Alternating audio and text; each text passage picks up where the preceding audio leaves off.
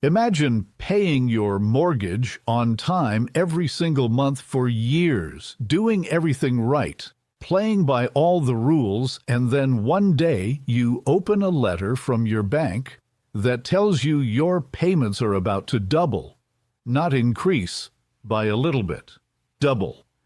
And there is absolutely nothing you can do about it. This is the nightmare playing out right now for millions of Canadian families.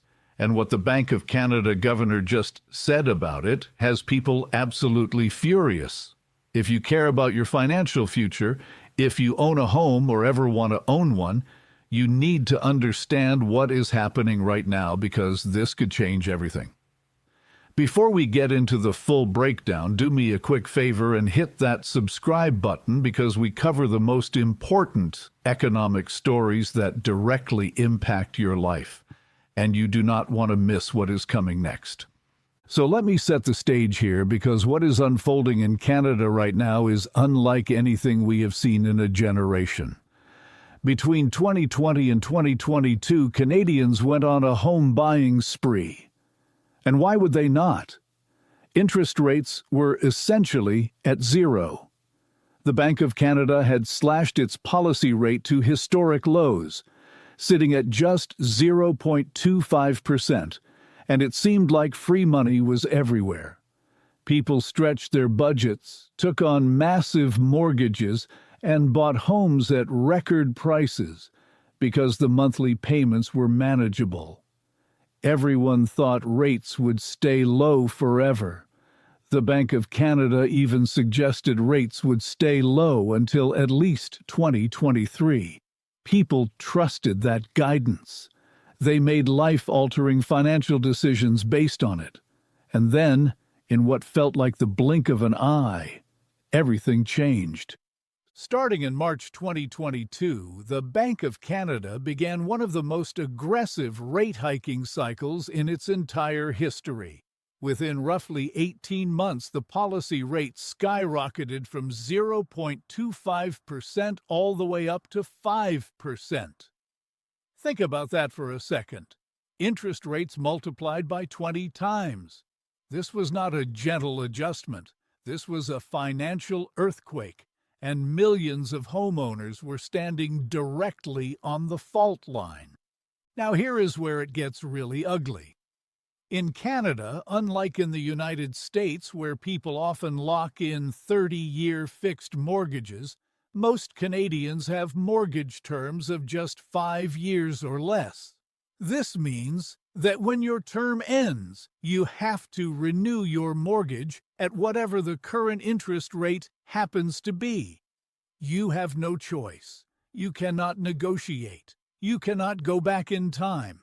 You just have to accept the new reality and pay the new amount. And right now, we are entering what analysts are calling the mortgage renewal wall. Between 2024 and 2026, approximately 2.2 million Canadian mortgages are up for renewal. That is an absolutely staggering number. We are talking about roughly 60% of all outstanding mortgages in the entire country. Let me put some real numbers on this so you can understand the scale of pain families are experiencing.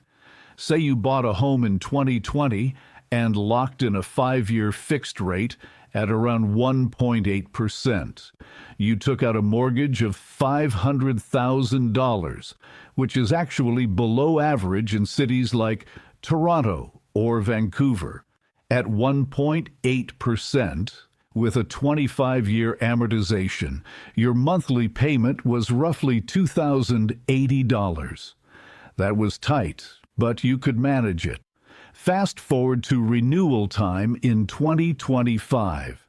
Now you are looking at rates around 4.5 to 5%, maybe higher depending on your specific situation. That same mortgage now costs you approximately $2,850 per month. That is an increase of nearly $800 every single month. Over a year, that is almost $10,000 more coming out of your pocket. For a family already stretched thin by inflation, by grocery prices that have jumped 20%, by childcare costs that are out of control, this is devastating. And it gets worse for people who took variable rate mortgages. Many lenders offered variable rates with fixed payments, which sounds nice until you realize what actually happens when rates rise. The payment stays the same, but more and more of it goes toward interest instead of principal. In some cases, payments did not even cover the interest accumulating, so the principal actually grew instead of shrinking. This is called negative amortization, and it has left some homeowners owing more on their homes than when they started, even after years of making payments. Some people now owe 105 or even 110% of their original mortgage amount. They are underwater, trapped, and seeing no way out. This brings us to what has people absolutely outraged. Bank of Canada Governor Tiff Macklem recently addressed questions about the mortgage crisis, and his responses have not gone over well. When pressed about the hardship families are facing, his tone struck many as dismissive and out of touch. He essentially emphasized that inflation was the priority, that higher rates were necessary, and that Canadians would need to adjust. He acknowledged that renewals would be painful, but suggested this was simply the consequence of borrowing decisions made during a low-rate environment. He talked about households needing to prepare, to cut back on spending, to find ways to manage. Now look, from a technical economic standpoint, he is not entirely wrong. Inflation did need to be brought under control. Rates could not stay at emergency levels forever. But here is what has people so angry. The Bank of Canada explicitly told Canadians that rates would stay low. In July 2020, the bank issued forward guidance indicating the policy rate would remain at its effective lower bound until economic slack was absorbed, which they projected would not happen until well into 2023. People heard this and made decisions accordingly. They believed their central bank. And now, those same people are being told that the consequences of those decisions are their responsibility to bear. The bank changed the rules in the middle of the game, and families are paying the price. Critics argue that the Bank of Canada was far too slow to recognize inflation was becoming a problem. Throughout 2021, prices were clearly rising. Supply chain disruptions, stimulus spending, and surging demand were all flashing warning signs. But the bank maintained that inflation was transitory, temporary, nothing to worry about. They kept rates at rock bottom even as evidence mounted that something was very wrong. By the time they finally acted in early 2022, inflation had hit levels not seen since the 1980s. This forced them into aggressive action, rapid rate hikes that sent shockwaves through the housing market. Many economists now argue that if the bank had started raising rates sooner, more gradually, the shock would have been less severe. Families would have had more time to adjust. The landing could have been softer. Instead, we got whiplash, and ordinary Canadians are the ones with the injuries. The human cost of this situation is immense and often gets lost in discussions about monetary policy and basis points. Behind every mortgage renewal is a family, real people trying to live their lives, raise their children, and build something for the future. I have read stories of couples who are now choosing between groceries and mortgage payments, people who are pulling their kids out of extracurricular activities because they cannot afford them anymore, families who are selling their cars to free up cash flow. Some are renting out rooms in their own homes just to survive. Others are simply walking away, defaulting on their mortgages, and watching their credit scores collapse because there is no other option. The rental market offers no escape either. As homeownership becomes more expensive and fewer people can qualify for mortgages, demand for rentals has exploded. This has pushed rents to record highs in cities across Canada. In Toronto, average rents have exceeded $2,800 for a one-bedroom apartment. In Vancouver, numbers are even higher. People fleeing unaffordable mortgages are finding that rent is just as crushing. There is nowhere to go. The housing market has become a trap, and the walls are closing in from every direction. Banks themselves are starting to feel the pressure too. Provisions for credit losses, which is money banks set aside expecting loans to go bad, have been rising sharply. The major Canadian banks have all reported significant increases in their loss provisions related to residential mortgages. Delinquency rates, while still historically low, are ticking upward for the first time in years.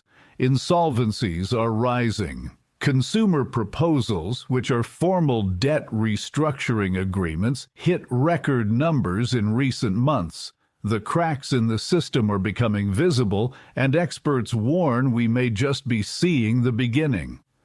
What makes this situation particularly cruel is that it disproportionately affects younger Canadians and first-time buyers. These are the people who stretched the furthest to get into the market, who made the biggest sacrifices, who were told over and over that home ownership was the path to financial security. They scraped together down payments during years of low interest rates, finally bought a home, and are now facing the prospect of losing everything. Meanwhile, older Canadians who bought decades ago at much lower prices with smaller mortgages are largely insulated from this crisis. They either own their homes outright or have minimal debt remaining. The generational divide is widening, and bitterness is growing. There is also an argument to be made about accountability, or rather, the lack of it. When ordinary Canadians make financial mistakes, they pay the price. They lose their homes, their credit is destroyed, and they spend years rebuilding their lives. But when institutions make mistakes, the consequences seem to be different. The Bank of Canada arguably contributed to the housing bubble by keeping rates too low for too long, and then exacerbated the correction with rapid hikes. Mortgage lenders pushed products aggressively during the low-rate era without adequately preparing clients for renewal risk. Regulators watched asset prices inflate to unsustainable levels and did little to intervene. And yet, none of these institutions face meaningful consequences. The burden falls entirely on households. To be fair, the Bank of Canada has begun cutting rates again. After hitting a peak of 5%, the policy rate has been reduced several times and now sits lower.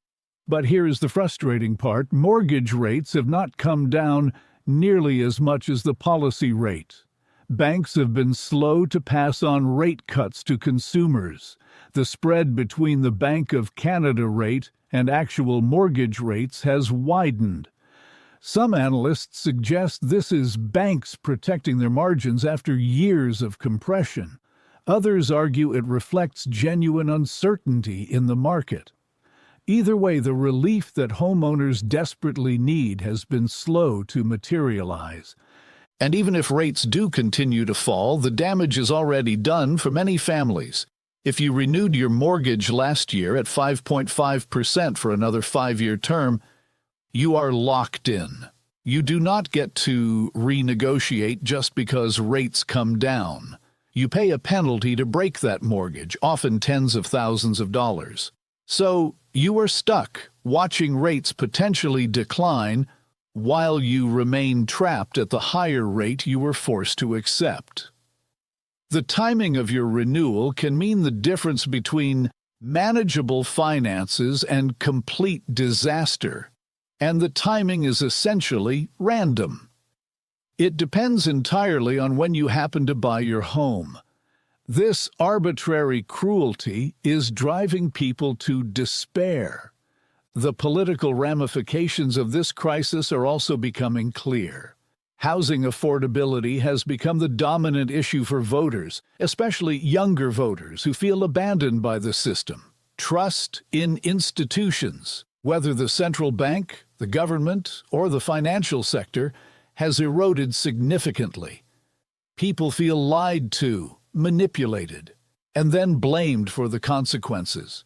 This is fertile ground for populist movements and radical policy proposals. Whether you think that is good or bad, the point is that the status quo is clearly unsustainable.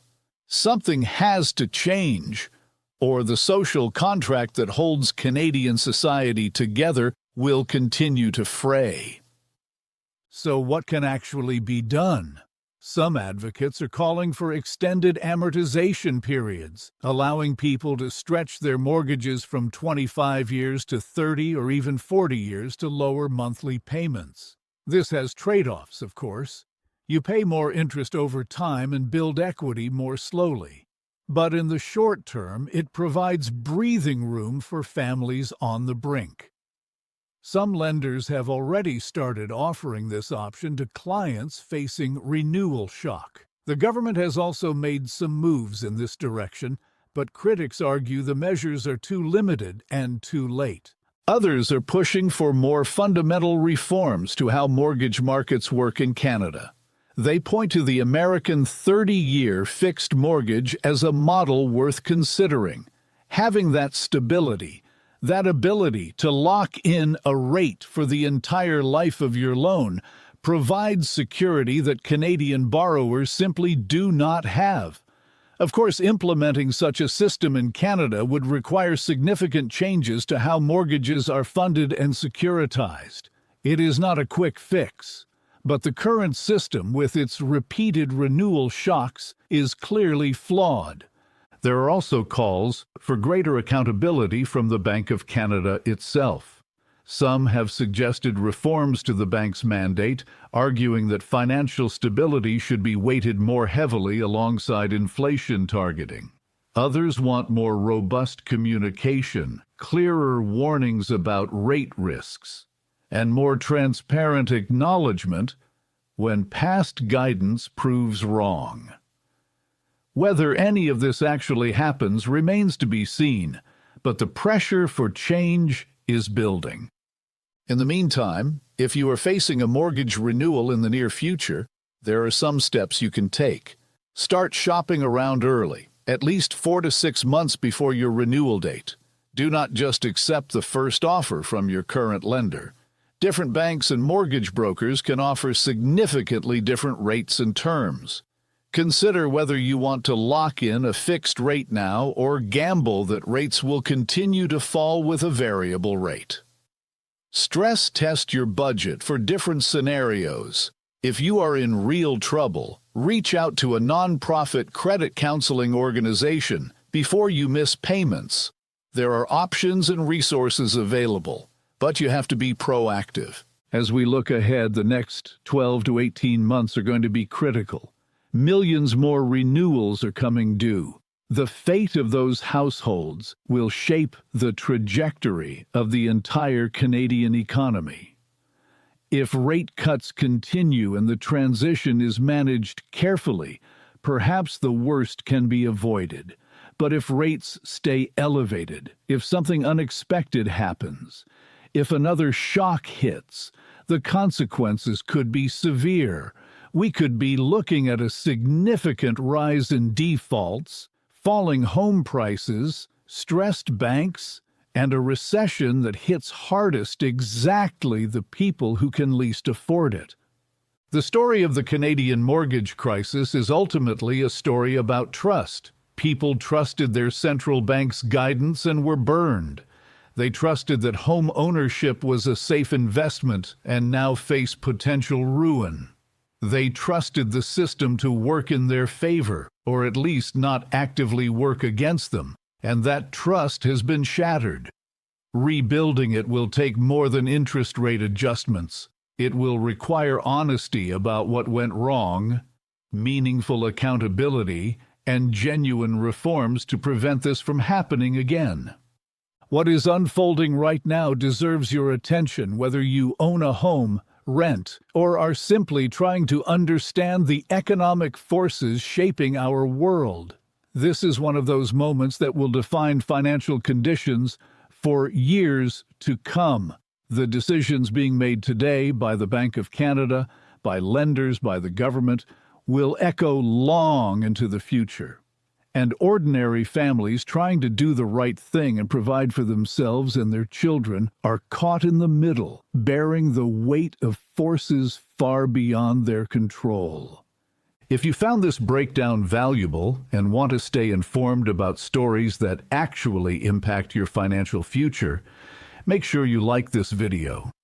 That simple click helps more people see this content and understand what is really going on. Leave a comment below and tell me whether you are facing renewal stress or what you think should be done about this crisis. And if you have not already, subscribe to the channel and hit that notification bell so you never miss an update.